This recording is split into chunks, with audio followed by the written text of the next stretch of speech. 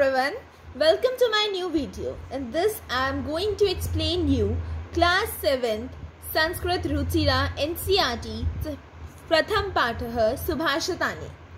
In this we will read each para one by one first in Sanskrit and then I will explain you one by one it in Hindi. Okay, so let's start over. Let me start that. Pratham Patah Subhashitani.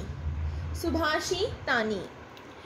First slok is that Prithviyam Trini Ratnani Jalvagnam Subhashitam Mudah Pashan Khandeshu Ratna Sangya Vidhiyate. Okay. अच्छा, पृथ्वीयाम का meaning क्या होता है? पृथ्वी पर, मूढ़ है मूर्ख लोगों के द्वारा. I am telling you the meanings only. त्रीनी, तीन रत्न, जो कि जल, अन्न और सुभाषितम है. सुभाषितम क्या होता है? सुभाषित होते हैं मधुर वचन, हमारी मधुर वाणी. पाखान खंडेशु, पत्थर के टुकड़ों को. रत्न संज्ञा, रत्न. विधीयते, समझते हैं. ठीक है, let me tell you it's in Hindi कि पृथ्वी मतलब इस श्लोक में हमें ये सुभाषितों का महत्व बताया गया है कि पृथ्वी में ना तीन रत्न होते हैं जो कि होते हैं जल, अन्न और सुभाषित. सुभाषित का मीनिंग मैं आपको बता चुकी हूँ, मधुर वचन. ये तीन रत्न जो पृथ्वी पर होते हैं ये हमारे बहुत अच्छे रत्न हैं.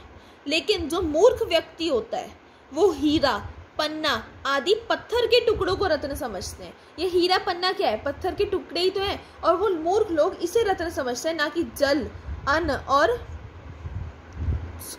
मधुर वाणी को. सेकेंड श्लोक इज सत्येन धार्यते पृथ्वी सत्येन तपते रविः सत्येन वाति वायुश्च सर्व सत्य प्रतिष्ठिम. ओके, वो कहता है कि धार्यते का मतलब होता है धारण किया जाता है. तपते का मतलब होता है जलता है. वाति का मतलब होता है बहती है. रवि, सूर्य. प्रतिष्ठितम का मतलब है स्थित है. तो इस श्लोक में हमें ये बताया जा रहा है, कुछ वर्ड्स जो मैं आपको जिनकी मीनिंग नहीं बता रही हूँ ना, उनके कुछ पर्टिकुलर मीनिंग नहीं होते. वो जब सेंटेंस बनता है तो उसी में ही उनका मीनिंग आ जाता है. दूसरे श्लोक में सत्य की महिमा बताई गई है, अर्थात पृथ्वी सत्य को ही धारण करती है. सूर्य सत्य के आश्रय से तपता है. वायु सत्य के द्वारा बहती है. इस प्रकार सारा संसार सत्य पर ही टिका है. इस पैरा का अर्थ ये है. नाउ थर्ड पैरा इज दाने तपसी शौर्य च विज्ञाने विनय विस्मयो न ही कर्तव्यो बहुरत्न वसुंधरा. इट्स मीनिंग नय मीन्स नीति के विषय में, दाने दान के विषय में, शौर्य शूरता के विषय में. ये कुछ मेन वर्सेस जिनके बारे में मैंने आपको बताया. नेक्स्ट जो सेकेंड लाइन है उसका मैं आपको पैरा वाइज ही मीनिंग बताती हूँ कि पृथ्वी कई सारे रत्नों से बनी है, यथा दान, तपस्या, शौर्य, विनय आदि. विज्ञान नीति के विषय में आश्चर्य नहीं करना चाहिए. ये सभी रत्न और ज्ञान परमात्मा ने दिए हैं हमें. फोर्थ पैरा इज शब्द हृदय सहासीत सधि कुर्वीत संकतिम सदि विर्वाद मैत्रिम च नासधम किंचिदाचरेत. इट्स मीनिंग सदी से सज्जनों के साथ, एवं ही आसीत बैठना, आसीत मीन्स बैठना चाहिए, कुर्वीत करना चाहिए, संगतिम साथ, असद भी दुष्टों के साथ, आचरित आचरण करना चाहिए. इस श्लोक में सज्जन व्यक्ति की महिमा कही गई है. हमें सज्जनों के साथ रहना चाहिए. सज्जन व्यक्तियों के विवाद एवं मित्रता करनी चाहिए, असज्जनों के साथ नहीं. मतलब इसमें हमें ये समझाया जा रहा है कि जो लोग सज्जन होते हैं मतलब अच्छे लोग होते हैं, मतलब वेल मैनर्ड, इंग्लिश में कह दो अगर आप तो हमें उनसे ही विवाद और मित्र बातचीत करनी चाहिए और उनसे ही दोस्ती करनी चाहिए. उन लोगों के साथ नहीं जो बहुत इल मैनर्ड होते हैं.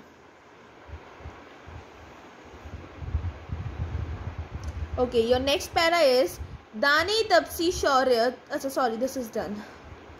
We are on that. धन धान्य प्रयोगेषु विद्याया संग्रहेषु च आहारे व्यवहारे च त्यक्त लज्जः सुखी भवेत.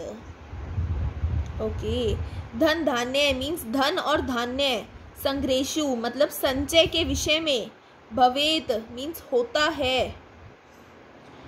ओके, त्यक्त लज्जः, संकोच को छोड़कर।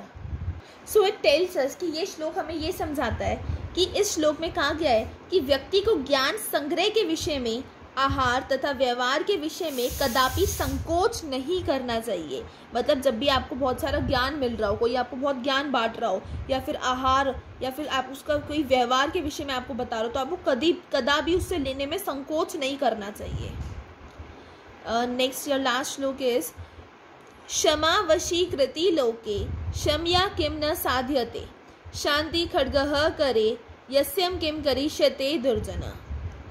इट्स मीनिंग इज लोके मीन्स संसार में, क्षम्या मीन्स क्षमा के द्वारा, यस्य मीन्स जिसके, करे मीन्स हाथ में, साध्यते प्रमाण होता है, करिष्यति बिगाड़ सकता है, छड़े, अब वो हमें ये समझा रहा है ये पैरा, छड़े तथा अंतिम श्लोक में क्षमा का महत्व के बारे में कहा गया है। मीन्स यू कुड सी जो 6th और हमारा लास्ट श्लोक है, मतलब 6th, ये 6th है और हमारा लास्ट श्लोक है, इसमें हमें किसके बारे में कहा गया है? क्षमा के महत्व के बारे में, कि किसी से माफ़ी मांगने का क्या महत्व होता है।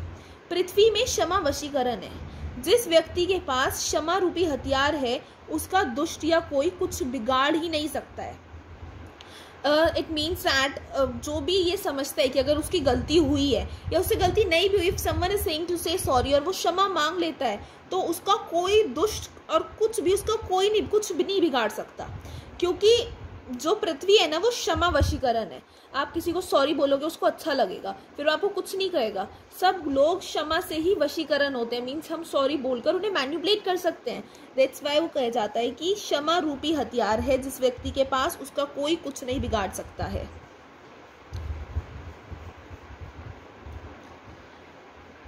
Okay, so yeah, this chapter is completed with here. If you have any query related to that, just comment me in the comment section. I will clear your all queries. Thank you for your support.